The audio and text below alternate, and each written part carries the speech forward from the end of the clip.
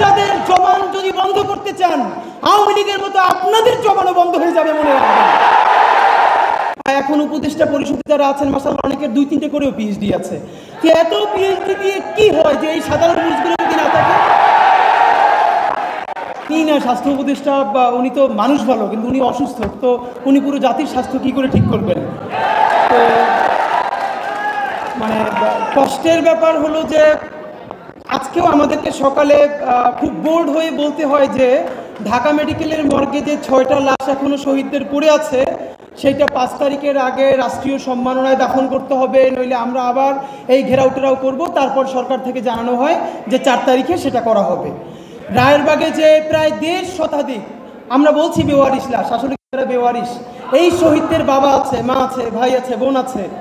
আমরা শতবার সেখানে গিয়ে বলেছি যে তাদেরকে তুলে ডিএনএ স্যাম্পলিং করে সারা বাংলাদেশে আহ্বান জানানো হোক, কোন বাবা, কোন মা, কোন সন্তান তার পরিবারের এই লোকটার জন্য তাকে আছে, তারা ডিএনএ স্যাম্পলিং করে অন্তত বুঝুক। আমরা একটা পরিবার এমন পেয়েছিলাম, জাহিদও ছিল, ওকে আমরা পরে নাম্বার দিয়েছিলাম তাকে ইন্টারভিউ করবার জন্য।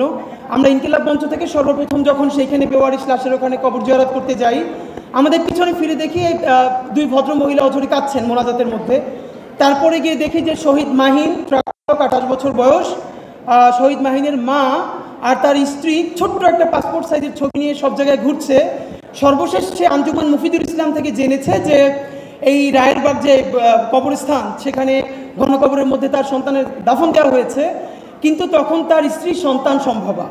তো মাহিনের মা বলছে যে বাবা, আমি চাই যে আমার যে নাতিটা দুনিয়ায় আসবে, ও যেন ওর বাবার কবরের পাশে দাঁড়ায় কোনোদিন মোনাজাত করতে পারে, আমার বাবা দেশের জন্য জান দিছিল, আমি তো জানি না আমার সন্তানের লাশ এখানে কোথায় আছে। তো এখন আজকে সরকার দেখলাম সম্ভবত বলেছে এই উদ্যোগ হবে। তো আমি বুঝি না যে আমরা এইরকম ছোট প্রেশার গ্রুপ, আমাদের ওয়েস্টের পিএইচডি নাই, এখন উপদেষ্টা পরিষদে যারা আছেন, মাশাআল্লাহ অনেকের 2-3টে করেও পিএইচডি আছে। এত পিএইচডি দিয়ে কি হয় যে এই সাধারণ মানুষগুলো যদি না থাকে? তো এরপরে সরকারকে বিশেষ করে যেটা ধন্যবাদ, এই যে জনতার সামনে বসিয়ে উপদেষ্টাদেরকে বলা যায় এবং তারা হাসি মুখে গ্রহণ করেন, অন্তত প্রচণ্ড চিৎকার করলেও তারা কারেকশন নেন। এর মানে হলো জুলাইয়ের মধ্য দিয়ে এই যে নাগরিক প্রশ্ন করা শিখেছে, এই প্রশ্ন আমাদেরকে জারি রাখতেই হবে।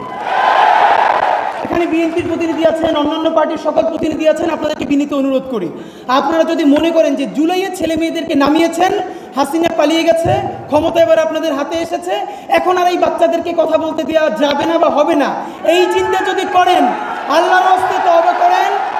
বাচ্চাদের জবান যদি বন্ধ করতে চান, আওয়ামী লীগের মতো আপনাদের জবানও বন্ধ হয়ে যাবে, মনে রাখবেন।